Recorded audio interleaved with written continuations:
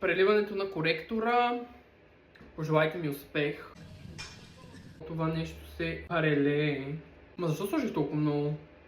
Аз не мога да разбера. Хора, не можете да ме бутнете. Добре, до тук сме с основата.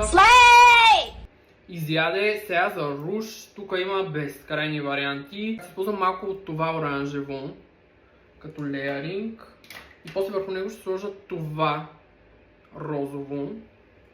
Искам да направя нещо като Sunset Blush. Not the Sunset Blush. Много от гримьорите в чужбина първо използват оранжево като руш и след това отгоре върху него слагат розово и става много добра преливка. Ще мъничко. Има логика върху оранжевото отгоре да става много яко да сложиш розово. Минавам към малко по-розовия цвят, който ще го концентрирам така тук. Окей. Отново ще си мина с четката с коректора, за да си издължа тук. Така. Топа колко много имаше по тази четка. И реших, че ще сетна малко.